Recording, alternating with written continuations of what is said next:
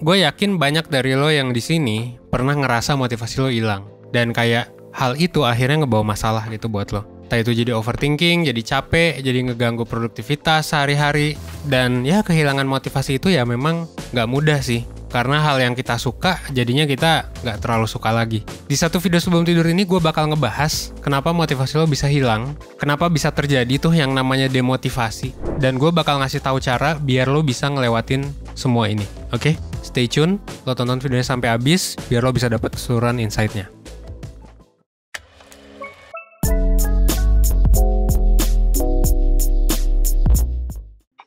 Salah satu masalah yang sering gue temui di pendaftaran mentoring 1% adalah tentang kehilangan motivasi. Yang pertama sih overthinking, yang kedua adalah demotivasi. Gak semangat belajar, jadinya stres di sekolah dan kuliah.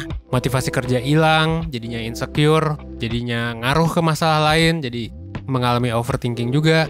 Dan produktivitas di kantor, dimanapun sebenarnya, bisa terganggu. Dan gue mau garis bawahi kalau ya motivasi hilang itu sebenarnya bisa ngaruh ke beberapa aspek kehidupan. Dan ini wajar banget. Makanya nggak heran kalau ada yang nanya, gimana ya caranya biar gue bisa termotivasi lagi?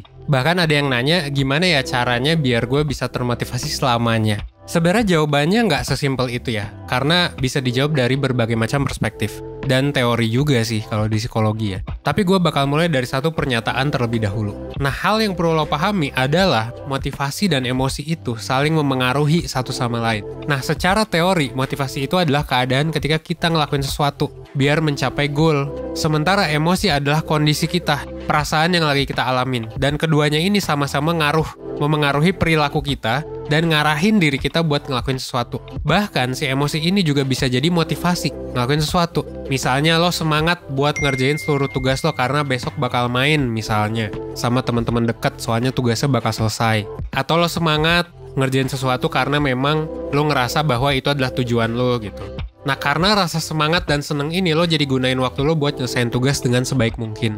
Ini salah satu contoh gimana motivasi dan emosi bisa beriringan, bisa memengaruhi perilaku kita secara positif buat misalnya belajar. Tapi seringkali rasa motivasi dan emosi itu ya nggak bakal bertahan lama. Pada akhirnya ya energi kita buat ngerjain itu ya pelan-pelan habis gitu, misalnya terus hilang.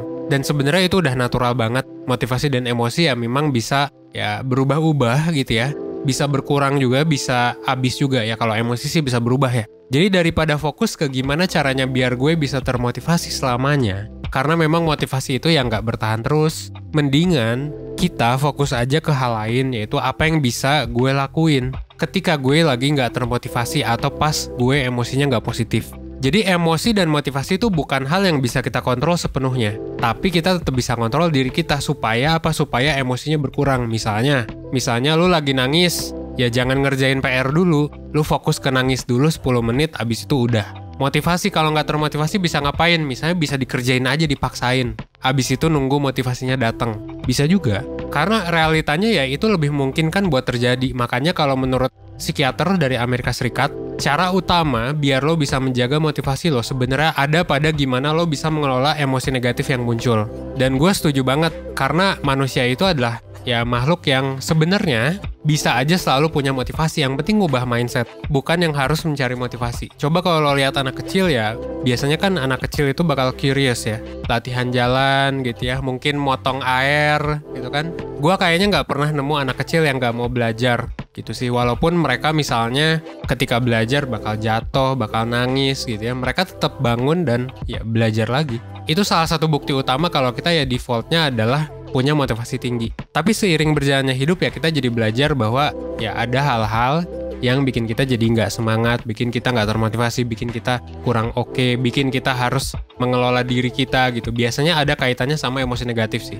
Kayak kalau kita gagal, kita sedih, kita cemas, takut gagal, ketakutan bikin kita overthinking, kecapean bikin kita bingung mau ngapain dan lain sebagainya. Semua karena kita belum punya pemahaman yang cukup gimana caranya meregulasi hal-hal negatif yang bisa ngeganggu motivasi kita saat ini. Padahal hal-hal negatif itu tadi pasti bakal muncul. Contoh lain, misalnya lo mau resign dari pekerjaan lo sekarang buat ngejar mimpi lo. Lo udah siapin rencana sedemikian rupa, tapi lo tetap takut buat resign. Kenapa? Karena lo overthinking. sama semua masalah yang kemungkinan terjadi. Akhirnya ini malah bikin lo takut buat resign dan ngejar buat mimpi lo, dan akhirnya lo ngerasa terperangkap dan makin down sama diri sendiri. Nah, inilah quarter life crisis sebenarnya. Ketika lo udah merasa terperangkap, sebenarnya emosi motivasi ini bisa ya berlanjut ke masalah lain. Kalau udah merasa terperangkap ya berarti quarter life crisis. Kalau udah ngerasa capek banget, udah ngerasa performa nurun, berarti burnout. Ya nggak sesimpel itu sih, tapi kayak bisa kita simplifikasi seperti itu. Rasa takut tuh sebenarnya wajar nggak sih? Ya wajar dan normal banget. Kita manusia pasti ya nggak pernah suka sama hal-hal yang nggak pasti. Cemas, takut tuh wajar. Tapi sayangnya ya semua hal di masa depan itu ya memang nggak pasti, bukan hal yang bisa kita kontrol gitu. Jadi daripada fokus ke hal yang nggak bisa kita kontrol, ya fokus aja ke gue sekarang takut, apa yang bisa gue lakuin. Biar ini nanti meskipun gagal gue nggak sedih-sedih banget. Itu bisa lo manage. Dan ini berhubungan sama cara ya buat mengelola diri. Pahami kalau kemungkinan gagal memang selalu ada. Tapi gimana cara menghadapinya? Bakal gagal itu bukan 100% pasti gagal juga. Begitupun juga kalau lo ada pengalaman gagal di masa lalu. Kegagalan di masa lalu bukanlah bukti bahwa lo pasti gagal lagi, tapi tetap pahami kemungkinan dan bikin strategi untuk menghadapinya. Ya, sama kayak filosofi stoicism yang sering banget kita ulang-ulang, fokus di hal yang bisa lo kontrol. Jadi kayak ketika lo mengejar mimpi lo, ya siapin juga beberapa backup plan. Bahkan mungkin itu bukan backup plan, emang plannya harusnya kayak gitu. Kalau sekiranya memang gagal, misalnya punya dana darurat, fokus di goals lo yang lain misalnya, atau hal-hal kecil yang bisa lo lakuin ke diri sendiri kalau misalnya yang lain gagal. Atau sesimpel, ya siapa sih yang bisa lo curhatin? Siapa sih yang bisa lo tumpahin gitu perasaan lo?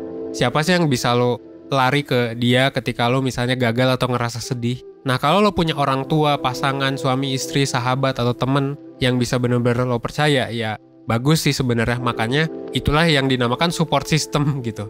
Sekarang bahasa gaulnya tuh support system gue gitu kan. Tapi kalau misalnya lo nggak punya, nah ini bisa jadi memang meningkatkan resiko lo untuk punya masalah yang lain. Cuman nggak apa-apa, kan itu bisa dibangun yang namanya support system itu. Dan support system tuh bukan cuma masalah temen, tapi juga yang lain kayak coping stress lo, finansial lo gitu ya. Itu kan sebenarnya adalah ya sistem pendukung lo. Dan kalau saran gue sebenarnya kalau lo nggak punya, kalau lo ngerasa kesusahan sekarang, kalau lo pengen misalnya dibantu sama orang, terutama yang profesional, saran gue sih ke mentor 1% aja sih. Kenapa? Karena siapa tahu lo mungkin butuh dan lo mungkin ragu dari dulu pengen daftar konsultasi, padahal murah banget gitu ya, cuma 100.000 doang, ya silakan daftar aja sih. Meskipun murah relatif ya, murah mahal relatif, tergantung daerah, tergantung kerjaan lo, tapi kayak ya 100.000 kayak buat nyoba tes minat karir, terus juga ada tes tingkat stres, ngelihat diri lo tuh kayak gimana, nyari tahu solusinya kayak gimana, menurut gue worth it sih.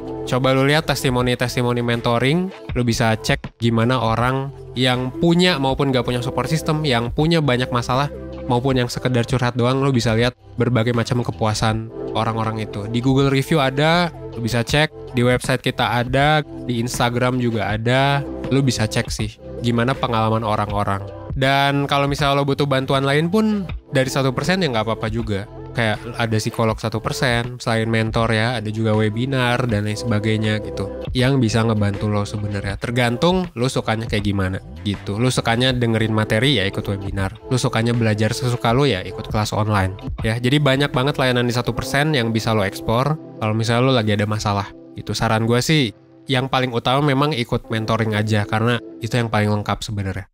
Ya, gue harap di video ini ya bisa ngebantu lo lebih banyak dan gimana caranya biar lo lebih paham soal alasan utama kenapa motivasi lo bisa hilang dan gimana caranya lo bisa belajar buat ngelola diri lo biar lebih oke. Karena sebuah masalah, sebuah kegagalan bukan suatu hal yang mustahil lo kalahkan. Lo bisa buat atasi kok, dan kalau misalnya lo butuh bantuan ya mentor 1% bakal selalu ada buat lo gitu. Akhir kata, gue Evan 1%, well, gue tunggu lo di mentoring 1%, oke? Thanks.